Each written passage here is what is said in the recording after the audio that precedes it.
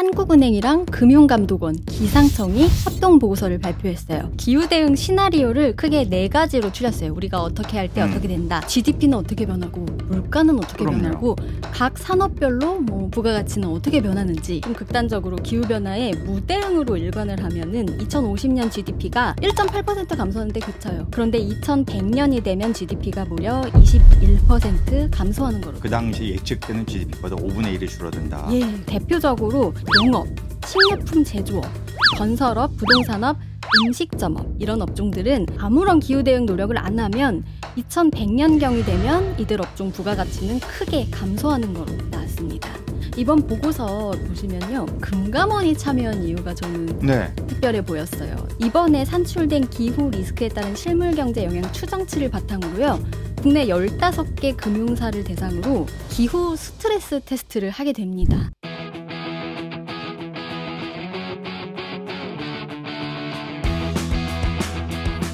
기후의 눈으로 경제를 읽다. CBS 기후로운 경제생활에 오신 것을 환영합니다. 저는 진행을 맡은 홍종호입니다. 그동안 세계 각지에서 벌어진 기후 현안 전해드리는 주간 기후 브리핑 시간입니다. 오늘도 CBS 경제부 최세윤 기자 나와 계세요. 네, 안녕하세요. 예. 오늘도 두 가지 소식 준비했는데요. 먼저 첫 번째 소식입니다. 경제 성장률도 기후변화 대응 속도가 좌우한다. 예, 저 같은 경제학자에게는 아주 귀에 쏙 들어오는 그런 주제인데요. 관련해서 정부 기관의 공식 보고서가 나온 모양이네요. 맞습니다. 이제 지난주에 한국은행이랑 금융감독원, 기상청이 합동 보고서를 발표했어요. 올해부터 21세기 말, 그러니까 한 2100년 정도까지 우리가 취하는 기후 대응의 방향에 따라서 우리 실물 경제에 어떤 영향이 있을지 이걸 구체적인 수치로 산출을 한 겁니다. 듣기만 해도 아주 흥미롭습니다. 예, NGFS라고 2017년에 설립된 중앙은행과 감독기구의 기후변화 리스크 연구 협의체가 있어요. 국제적인. 네, 각국의 기후 리스크 이제 평가를 지원하기 위해서 기후랑 경제의 통합 평가 모형을 활용한 어떤 모형 같은 걸 활용해서 온실가스 감축 시나리오를 개발하는 그런 역할을 합니다.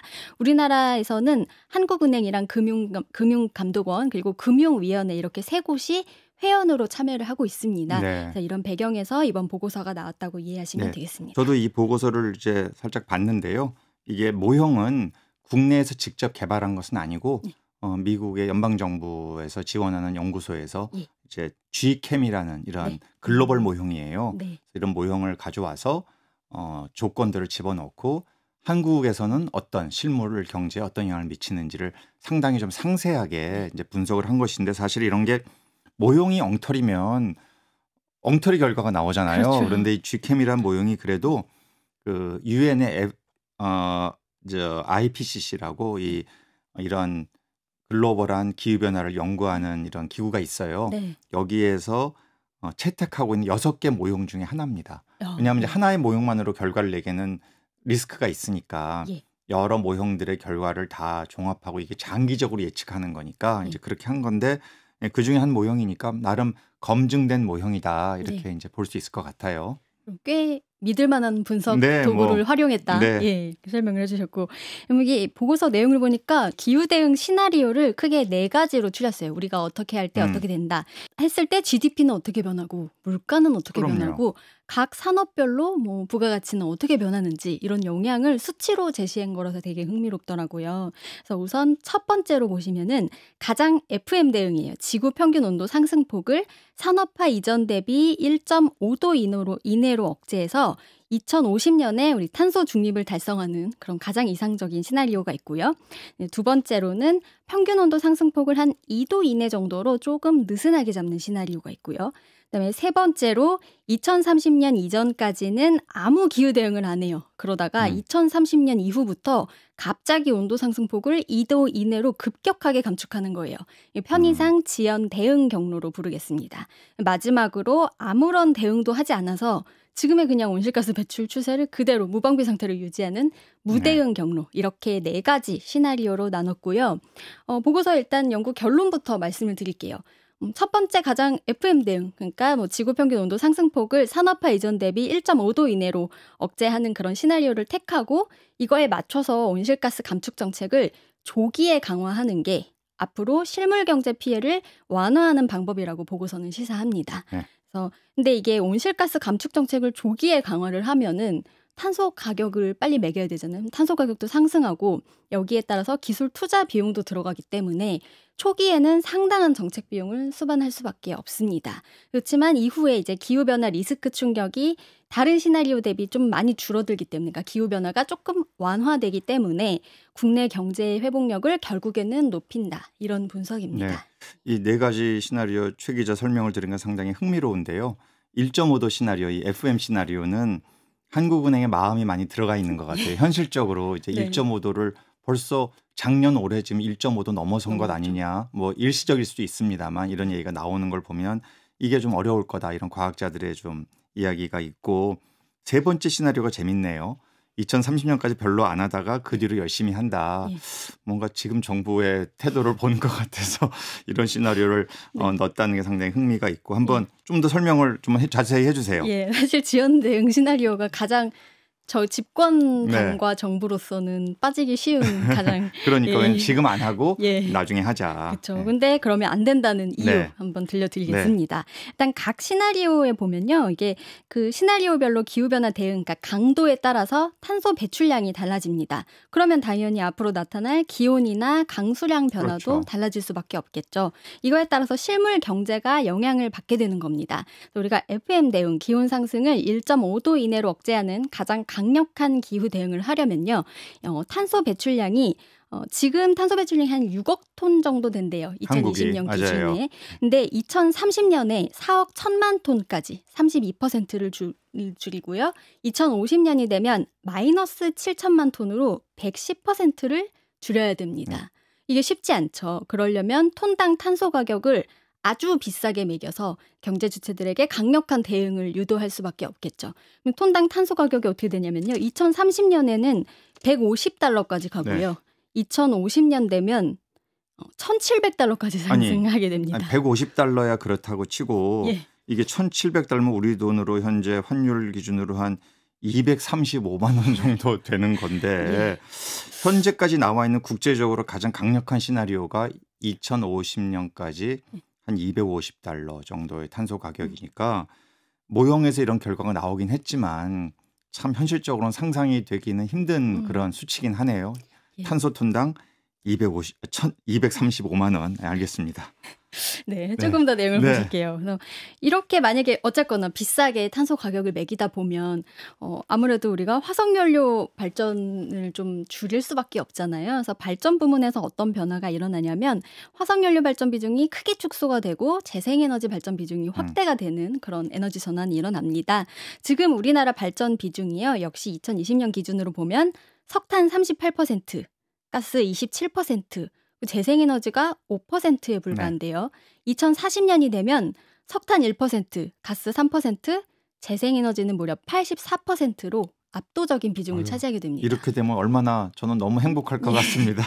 재생에너지 84%의 시대. 이렇게 되면 당연히 기후 피해가 좀 완화돼서 나타나겠죠. 그럼요. 나중에 21세기 말이 돼서 한 2081년부터 2100년 사이의 평균 기온이 21세기 초반 2000년부터 2019년의 그 기온보다 2.3도 상승하는 데 그치고요. 폭염일수는 15.41, 강수량은 4% 증가하는 거로 추정이 됐습니다. 폭염일수가 그래도 15.41 증가하긴 하는군요. 이렇게 가장 강력한 시나리오 하에서도 그 얘기는 다른 시나리오에서는 훨씬 더 많이 증가할 거라는 예상을 충분히 할 수 있겠죠. 맞아요. 지금 폭염일수가 한 8.81 정도 된대요. 근데 우리가 가장 강력한 대응을 했을 때 15.41로 2배 증가하는 거잖아요. 근데 아까 정말 무대응, 아무것도 안 하고 일관을 하면 폭염일수가 70.71까지 한 8배 증가하는 그러면 거예요. 7월, 8월은 살 수가 없다는 얘기군요. 그렇죠. 2달이 넘죠. 결국 탄소 가격이 급격하게 상승하긴 하지만 상대적으로 다른 시나리오에 비해서 실물 경제에 미치는 영향이 긍정적이다. 그러면은 기후변화 완화로 인한 편익이 좀 크다, 이렇게 이제 설명할 수 있겠네요. 맞습니다. 비용이 들지만 그로 인한 편익이 더 커야 이게 경제적으로 합리적인 선택이 될 수 있겠죠. 적극적인 기후 대응을 하면요, 중간 단계인 이제 2050년쯤에 GDP가 13.1% 감소합니다. 그런데 이제 기후 변화가 많이 이제 완화가 되고 나서 2100년이 되면요. GDP 감소폭이 10.2%로 줄어들어요. 이게 어쨌거나 기후변화는 일어납니다. 우리 적극적으로 대응해도 폭염일수 2배 증가하잖아요. 그래서 기후변화는 어차피 일어나기 때문에 뭐 GDP 감소는 어쩔 수는 없는 시나리오긴 한데 그 피해를 많이 줄여주는 거라고 보시면 돼요. 그렇죠. 예. 그래서 어쨌거나 2050년에 13.1% 감소하고 2100년 되면 10.2%로 감소해서 감소폭이 줄었기 때문에 정말 탄소 중립하고 나면 그 뒤부터 더 긴 시간이 지나면 나중에 이게 반등하는 지점이 올 수도 있다고 예측을 할 수 있겠죠. 근데 다른 시나리오를 보실게요. 좀 극단적으로 기후변화에 무대응으로 일관을 하면은 이제 탄소 가격도 안 매기고요. 감축 기술 투자도 안 해요. 그러면 2050년 GDP가 뭐 1.8% 감소하는데 그쳐요. 뭐 비용 매기지 않으니까요. 그런데 2100년이 되면 GDP가 무려 21% 감소하는 거로 나왔습니다. 5분의 1 줄어든다. 그 당시 예측되는 GDP보다 5분의 1이 줄어든다. 예, 그렇습니다. 그래서 적극적인 기후변화 대응을 하면은 뭐 나중에는 그래도 처음에 감소하다가 어느 정도 반등하는 지점을 우리가 상상을 할 수 있지만 뭐 무대응 시나리오도 그렇고 사실은 이 적극적인 기후 대응을 하는 시나리오 외에 나머지 3개 시나리오는요. 전부 2050년과 2100년을 비교했을 때 2100년이 감소폭이 더 커요. GDP 감소폭이. GDP 감소폭이 줄어드는 시나리오는 유일하게 딱 하나. 가장 적극적인 대응을 하는 그렇죠. 시나리오밖에 없었습니다. 네. 결국은 적극적으로 대응하면 초기에는 좀 비용이 많이 발생할 수 있고 그것이 GDP의 상대적인 많은 감소로 나타나지만 길게 보면 그로 인한 편익이 상당히 크게 발생할 수 있다. 왜냐하면 다른 시나리오에서는 GDP 감소폭이 굉장히 큰데 이 적극적인 기후 대응에서는 그렇게 나타나지 않았다. 이제 이렇게 해석이 가능하겠군요. 네. 그렇죠? 결국은 현재 우리 국민이, 현재 우리 정부가 지금은 우리 하지 말자 하고 좀 연기를 시키고 2030년 이후에는 좀 2도씨까지 이제 그 정도로 막기 위해서 빨리 좀 줄여야 하는. 사실은 많은 경우 이런 식의 정책을 지연시키는 유혹을 빠질 수 있잖아요. 이렇게 했을 경우는 2050년까지도 GDP 감소가 굉장히 크고 또 2100년에도 굉장히 크다. 그러니까 사실은 4가지 시나리오를 비교해 보면 오히려 무대응보다도 지금 이 지연된 대응, 그러니까 나중에 가면은 국제적인 압박이나 이런 것 때문에 할 수 없이 해야 되는데 그때 되면은 비용이 굉장히 많이 소요된다라는 상당히 중요한 시사점을 주는 시나리오가 아닌가 싶어요. 맞습니다. 정책 위반자분들이 꼭 이거를 잘 참고를 하셔야 될 것 같다는 생각이 들었어요. 연평균 성장률로도 조금 비교를 해드릴게요. 가장 적극적인 기후 대응을 하는 시나리오에서는 2100년까지 연평균 성장률이 0.14%포인트씩 하락을 하는데요. 무대응 시나리오에서는 연평균 0.30%포인트씩 하락하는 걸로 나왔습니다. 2배가 평균적으로 넘죠. 그렇게 되는 거죠. 그 산업별 영향 이것도 궁금해요. 왜냐면 우리나라 이제 기업들이 업종별로 피해가 어떻게 될 건지 그것도 상당히 시청자께서 궁금해하실 것 같네요. 네, 이거 흥미로운 부분인데요. 이게 기후 영향이 산업계별로 사실은 많이 달라요. 그렇죠? 그리고 적극적인 기후 대응에서 탄소 비싸게 매기고 하면 이게 비용 피해가 커지는 업종들이 있어요. 대표적으로 정유, 화학, 시멘트, 철강, 자동차, 그다음에 에너지 발전 부문, 이런 부분 전력 생산 에너지 부문. 많이 쓰는 맞아요. 업종들이네요. 예외 탄소 없이. 집약적 산업이죠. 여기서 부가가치가 굉장히 크게 감소할 수밖에 없겠죠. 근데 2050년에 그래도 우리가 적극적인 기후 대응을 해서 탄소 중립을 이루고 나면 이 온실가스 감축 기술도 좀 상용화되고 탄소 비용 부담도 좀 줄어들기 때문에 부가가치의 감소폭이 점차 둔화하게 됩니다. 그리고 반대로 우리가 지금 탄소 집약적 산업도 봤지만 이 부분이 좀 비용에 해당된다 그러면 편익이 되는 부분도 있어요. 산업 중에서.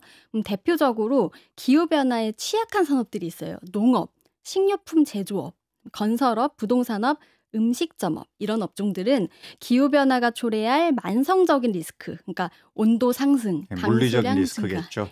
그런 리스크로 인한 부가가치 감소 피해가 커질 수밖에 없어요. 그렇죠. 그래서 아무런 기후 대응 노력을 안 하면 2100년경이 되면 이들 업종 부가가치는 크게 감소하는 거로 나왔습니다. 좀 예를 들어 설명드리면 식료품 제조업은 국내 온도 상승이나 강수 피해 외에도 해외 농산물 공급 충격에도 영향을 받잖아요. 또 건설업은 국내 온도가 좀 뜨거워지고 강수량이 늘면 조업 일수가 줄기 때문에 노동 생산성이 하락합니다. 또 부가가치가 감소할 수밖에 없어요. 이 분석에서 제일 신기한 점은 건설업 같은 경우에는요. 아까 탄소 집약적 산업처럼 우리가 적극적인 기후 대응을 할 때 부가가치가 굉장히 크게 감소하는 업종이기도 해요. 왜냐하면 시멘트에 대한 의존도가 그럼요. 되게 높잖아요. 그럼요.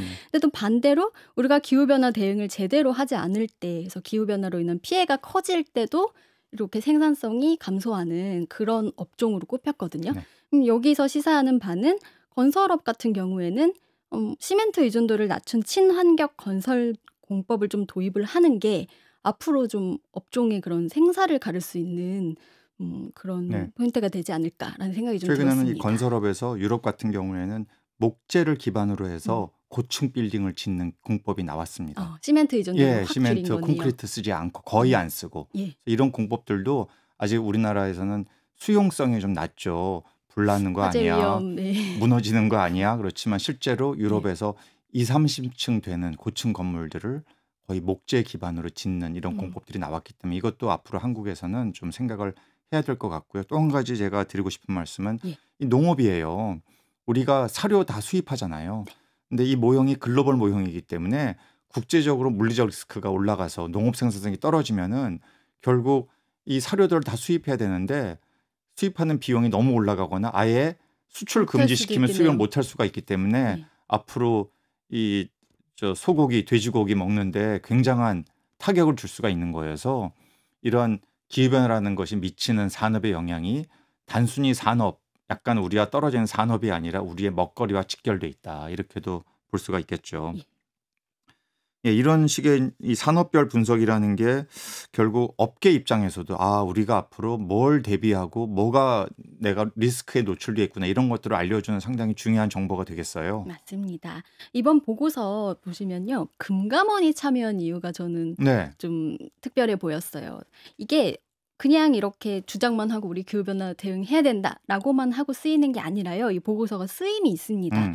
이번에 산출된 기후 리스크에 따른 실물경제 영향 추정치를 바탕으로요. 국내 15개 금융사를 대상으로 기후 스트레스 테스트를 하게 됩니다. 그래서 각 기후 대응 시나리오별로 그다음에 대출과 투자의 손실 규모와 재무 건전성을 평가를 하는 거예요. 그래서 이 테스트 하고 나면 앞으로 기후 변화 대응 관련해서 각 어떤 정책 택할 때마다 비용과 편익이 어떻게 되는지를 좀 더 구체적으로 파악할 수 있지 않을까 하는 기대가 됩니다. 또 이렇게도 볼 수 있을 것 같아요. 그 말씀 하시니까 금융기관 입장에서 이렇게 탄소 집약적인 에너지 집약적인 산업에 지속적으로 대출과 투자를 해준다면은 그 기관 자체도 내가 기후변화에 많이 기여하는 방식으로 지금 투자와 대출을 하고 있는 거니까 그 금융기관 자체도 리스크에 노출돼 있다. 그런 금융기관이 사회에서 경제에서 이제 별로 환영받지 못한다. 이런 식의 평가가 내려질 수 있는 근거가 또 될 수 있을 것 같네요. 맞습니다. 빨간불이 켜지겠죠. 이거 은행 7곳. 그다음에 생명보험사 4곳, 손해보험사 4곳이 됩니다. 나중에 뭐 테스트 결과 나오면은 다시 한번 다뤄봐도 괜찮을 것 같습니다. 그런데 이제 보고서 내용 아까 교수님도 지적을 해주셨지만 중간중간에 한계는 좀 있을 수밖에 없어요. 그래서 한은이랑 금감원 기상청도 보고서 말미에서 이번 분석 모형이 여전히 잠재 기후 리스크를 모두 반영하지 못하고 있다는 한계가 있음에 유의할 필요가 있다. 이렇게 일러뒀습니다. 또 해외 탄소 중립 정책과도 맞물려야 되기 때문에 해외 부문의 리스크는 대외 상황에 더 취약한 우리 경제에 좀 예기치 못한 영향을 끼칠 수 있다. 이렇게 보시면 되겠습니다. 근데 그래도 뭐 기후 변화로 인해서 우리 지금도 나타나는 우리 예기치 못한 피해들이 많잖아요. 앞으로 우리가 감수해야 되는 리스크를 좀 정확히 추정하기가 쉽지 않은데 이렇게 수치화된 그런 분석 모델을 좀 도출해 보려는 시도가 저는 되게 의미가 있었다고 생각해서 한번 가져와 봤습니다. 저도 동의하고요. 사실은 이런 결과를 보면서 우리가 생각해야 될 것은 저는 최소한 2100년에 세상에 없을 거거든요. 그런데 결국은 저의 이제 자손들이 살게 되겠죠. 근데 과연 한 지금부터 8, 90년 후에 세상에 살고 있는 저의 후손들의 삶의 질, GDP 이런 것이 어느 정도가 되고 얼마만큼 피해를 볼 것이냐의 그 결과가 지금 우리가 하는 의사결정에 의존돼 있잖아요. 지금 우리가 탄소 가격을 제대로 매기면 나중은 좀 좋고 지금 우리가 탄소 가격 안 매기고 그냥 무대응으로 일관되게 가면 나중은 굉장히 힘들어지기 때문에 정말 이제는 의사결정이 나와 내 가족만 생각하는 게 아니라 나의 다음 세대, 그 세대의 또 다음 세대까지 생각하는 좀 장기적인 관점에서 문제를 바라보는 것이 꼭 우리 국민들께 필요하지 않나. 정치는 말할 것도 없고요. 이런 생각을 하게 됩니다.